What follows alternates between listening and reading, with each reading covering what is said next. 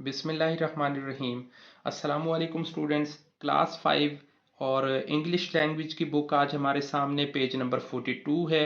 इसका topic number 3 आज हम करने लगे हैं पास्ट और प्रेजेंट से रिलेटेड। पास्ट और प्रेजेंट बेसिकली ग्रामर की जान है और ग्रामर जो इन दो जो टाइम जोन है इनके अंदर ही सारा कुछ चला रही होती है। सो पास्ट और प्रेजेंट से रिलेटेड हमारे सामने एक तस्वीर भी दी हुई है। फोटो ए के अंदर हमें बताया गया है कि ये लंदन शहर का पुराना टाइम है। यानी हमें इस फोटो के जरिए ये गाइड किया गया है कि जो पास्ट है वो गुजरा हुआ टाइम है। हमने अपने जहन में गुजरे हुए टाइम के बारे में जो स्ट्रेटजी जो जहन में आइडिया लेके आना है वो देखना है। और ये जो फोटो बी है इसमें हमें दिखाया गया है कि ये एक लंदन शहर का जो करंट टाइम है उसे बताया गया है। यानी प्रेजेंट वो टाइम जोन होता है, वो टाइम होता है या वो जमाना होता है जिसमें मौजूदा टाइम के अंदर चीजें चल रही होती हैं और जो पास्ट है वो गुजर चुका होता है। जैसे आज आप स्कूल से रीडिंग करने के बाद वापस आ गए हैं तो ये पास्ट हो गया है और अभी आप ये वीडियो देख रहे हैं तो ये एक प्रेजेंट है। तो मतलब टाइम के हवाले से इसके अंदर बताया जाएगा how long you will be live in your town.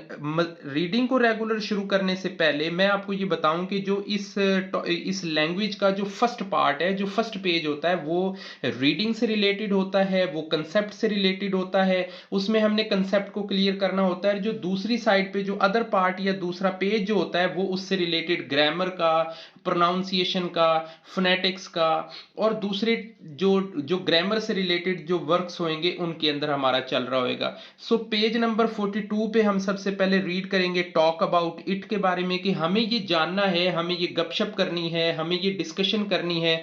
ये जो नीचे दो फोटोज दिए गए हैं लंदन शहर से रिलेटेड, इनके बारे में हमने जानना है और फिर हमने इनकी डिस्कशन करनी है। सो इसमें लिसनिंग स्ट्रेटजी भी होएगी और आइडेंटिफाई ओपिनियन भी होएगा। लिसनिंग स्ट्रेटजी क्या है? देखें, आपके पास जब आपने ये बुक परचेज की है तो आपको एक सीडी इसके साथ मिली होगी, इनवेलप एक सीडी मिली है। आप उसे किसी कंप्यूटर के अंदर या किसी कंप्यूटर शॉप वाले के पास जाते हैं जिसके पास, अब सीडी रोम तो जाहिर है आप लोगों के पास नए लैपटॉप्स आ गए उनके अंदर नहीं होते, लेकिन किसी कंप्यूटर वाले के पास जाएंगे, उसे बोलें कि जी इस पूरी सीडी को आप मुझे कॉपी कर दें किसी यूएसबी पेन ड्राइव के अंदर। तो वो जब आप अपने लैपटॉप में लाके कॉपी कर लेंगे, सो आपने उसका फोल्डर जो नंबर 15 है, जो उस एलईडी उस यूएसबी में जो उस साउंड रिकॉर्डिंग का जो फोल्डर नंबर 15 आएगा आप उसे लिसन करेंगे।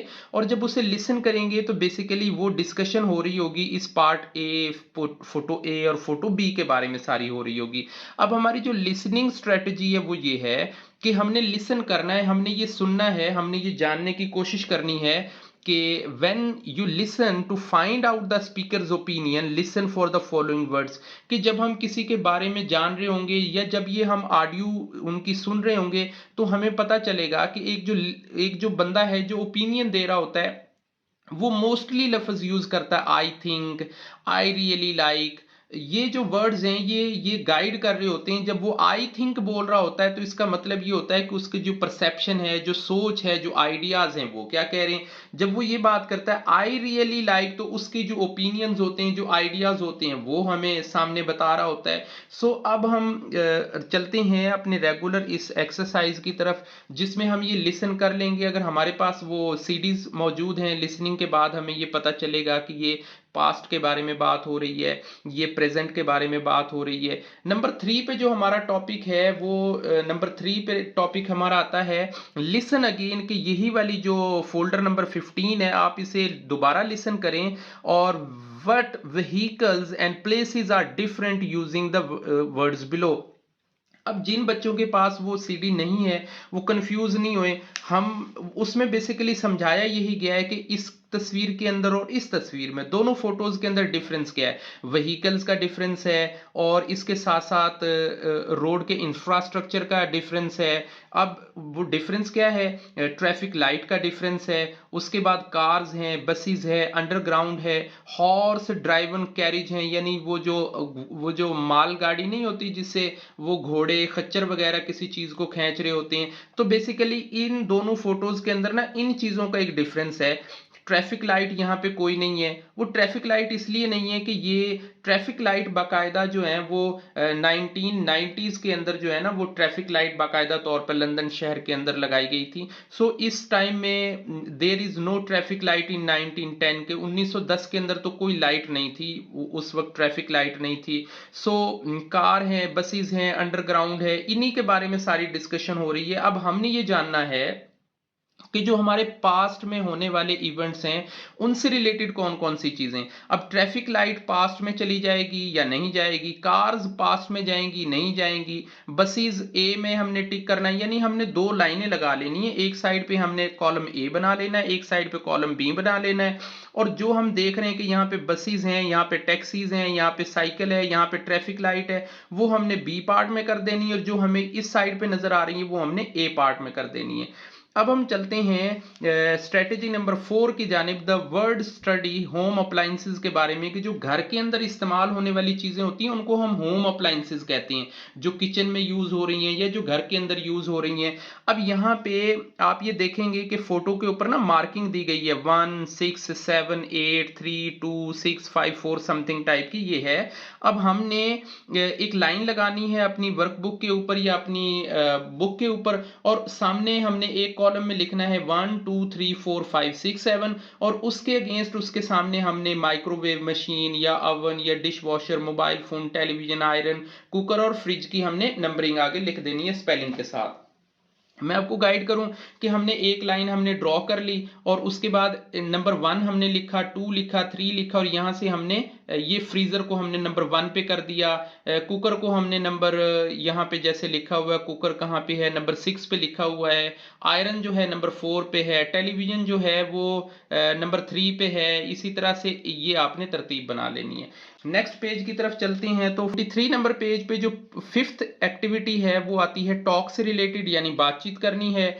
विच home appliances did people use in 1910 के 1910 के अंदर कौन कौन सी होम अप्लायंसेस थी जिनको यूज करते थे। अब देखें, जो हमारी पहली लिसनिंग स्ट्रेटेजी थी जो मैंने पिछले पेज पे आपको बताई, तो आप उसमें कह सकते हैं आई थिंक डैट, के मेरे ख्याल में, आपको पता नहीं है, मेरे ख्याल में शायद आयरन होगी, या I think that television, I think the freezer, I think the, मतलब इस तरीके से आपने बात करनी है।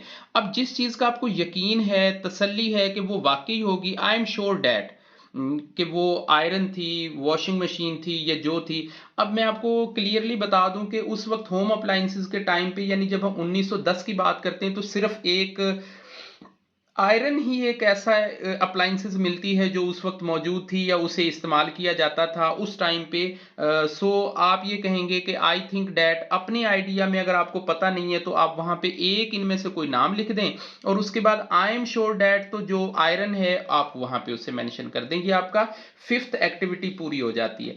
Listen the rest of the Mia's presentation, check your answer. अब ये जो चीज है प्रेजेंटेशन, ये बेसिकली उस सीडी ड्राइव के अंदर मौजूद है, जो वो प्रेजेंटेशन थी जो उसने दी है अप्लायंसेस से रिलेटेड, तो ये हमें सुनना पड़ेगी। चूंकि हमारे पास सीडी इस वक्त मौजूद नहीं है, आपके पास मौजूद नहीं है, सो इसे हम यूं समझें कि वो पीछे वाले जो पॉइंट्स है उन्हीं को वो बता रही है।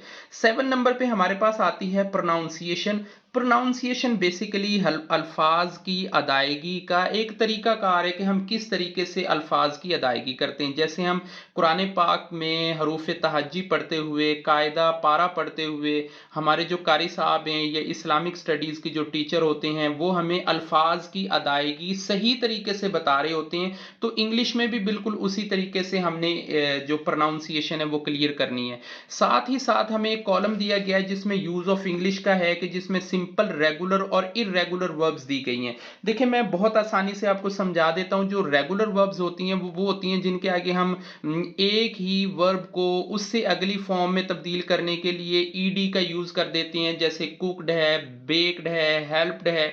लेकिन इररेगुलर फॉर्म्स वो होती हैं जो एक वर्ब दूसरी सेकंड वर्ब में और थर्ड वर्ब में चेंज होती है, जैसे गो, वेंट, गॉन हो गया। इस टाइप से जो चेंज हो रही होती हैं वो इरेगुलर होती हैं। जिनमें ईडी यूज हो रहा होता है वो आमतौर वो सिंपल वर्ब्स हो रही होती हैं। अच्छा, प्रोनाउंसिएशन में हम ये चीज देखेंगे, ये सबसे अहम टॉपिक है, इसके ऊपर थोड़ा मैं टाइम लूंगा आप लोगों से कि कुछ अल्फाज जब हम उनके सामने जब उनके लास्ट में ईडी लगाते हैं तो उनकी आईडी की आवाज डी की आवाज आ रही होती है, कुछ में टी की आवाज आ रही होती है, कुछ में डी की आवाज आ रही होती है। देखें, अब एक साउंड ऐसा है, जैसे मैं एग्जांपल के तौर पे लफ्ज बोलूं पार्ट, पार्ट, पार्ट में जब आप देखेंगे तो एंड पे ऐसा है जैसे पार्ट डी किसी साउंड आ रही है। तो इसमें हम जो प्रोनाउंसिएशन यूज करेंगे, जैसे नीड है, नीड में देखें हमारा जो जबान का हिस्सा है वो हमारे दांतों के ऊपर वाले हिस्से में जाके एंड हो रहा है, तो नीड। तो इसके अंदर टेस्ट जो है, इसे भी हम देखेंगे हमारी जबान ऊपर वाले हिस्से में जाके इस्तेमाल हो रही है। सो यहाँ पे हम लिखेंगे पार्ट, पार्ट, और दूसरा हम लिख देंगे नीड, और उसके बाद हम टेस्ट भी लिख सकते हैं। ये हमारे वो वर्ड्स हैं जिनमें हमें आईडी की साउंड मिल रही है। इसी तरह से जब हम नेक्स्ट कॉलम देखते हैं जो कुक्ड है, इसी तरह से हमारे पास हेल्प्ड एक साउंड आएगी, ये हम लिख लेंगे। इसी तरह से वॉच्ड है, WATCHED, वॉच्ड आएगी। अगर हम तीसरे वाले कॉलम में देखें तो ये बड़े शॉर्ट से वर्ड्स नहीं होते, ये थोड़े लंबे वर्ड होते हैं जिनमें प्रॉपर डी की साउंड आ रही होती है, जैसे LIVE, लाइव्ड। इसी तरह से अमेज्ड, AMAZED, अमेज्ड। इसी तरह से रॉब्ड, ROBBED, रॉब्ड। इसमें डी की साउंड आप देखें। आप तीनों लफ्जों को ना 2-3 दफा बार बार पढ़ेंगे तो आपको क्लियर होएगा कि इनकी प्रोनाउंसिएशन में बड़ा फर्क है। पार्ट, कुक्ड, लाइव्ड, तो दोनों तीनों के अल्फाज के अंदर थोड़ा थोड़ा फर्क है और हमने वहीं से इस प्रोनाउंसिएशन को क्लियर करना है। अब जो स्पीकिंग टिप्स हैं, बोलने की जो टिप्स हैं, वो ये होंगी कि हमने थोड़ा थोड़ा कोशिश करनी है कि जो I think, I really like, या इस तरह से I am sure that, I think that, इनको हमने तरतीब से लिख लेना है एक पेज पे। आप अपनी कॉपी के ऊपर एक्सरसाइज के तौर पे लिख सकती हैं। एक लाइन में आप लिखें आई थिंक, उसके नीचे वाली लाइन में लिखें आई थिंक डैट, एक निचली लाइन में लिखें आई रियली लाइक। आई रियली लाइक कोई गेम अपनी साथ में लिखें कि मैं वो गेम बहुत पसंद करता हूं। आई थिंक मैं सोचता हूं। जो चीजें आप थोड़ा थोड़ा एक्टिविटी के तौर पे आएंगे।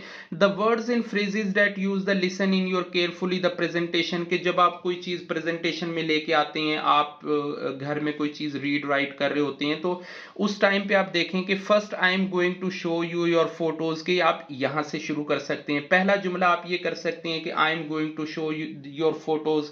आप क्लास में खड़े हैं, आपने प्रेजेंटेशन देनी है, आप उसकी प्रैक्टिस के लिए घर के अंदर आप यूं करें कि अपने पेरेंट्स के सामने हो जाएं और वहां पे अपने पीछे एक एलईडी लगा लें, कोई मैच लग रहा हो, कोई कोई कार्टून लग रहे हो, तो आप बता सकते हैं कि first of all I am going to see you, I am going to show you the photos, the video, the cartoons, और then I am going to compare. इसके बाद मैं आपको कंपेयर करता हूं the first scene and the second scene, the first character and the second character. Next I am going to talk about, और अब मैं आपको बात करता हूं, अब हम बात करने लगे हैं about the game, about the book, about the geography, about the science। यानी कुछ भी चीजें हैं जो आप अपने माइंड में लेके थोड़ी थोड़ी टिप्स के साथ बातचीत करेंगे। Finally I am going to decide, this is my opinion, I really like it. इस किस्म के जो सेंटेंसेस हैं उसके जरिए आप अपनी स्टेटमेंट को खत्म कर लेंगे। आज का अल्हम्दुलिल्लाह टॉपिक हमारा क्लियर हो गया। मुझे उम्मीद है कि कंसेप्ट आपको समझ आ गए होंगे। इंशाल्लाह नेक्स्ट वीडियो में हमारा नेक्स्ट टॉपिक होगा चैप्टर नंबर 3 का। तब तक के लिए अल्लाह हाफिज।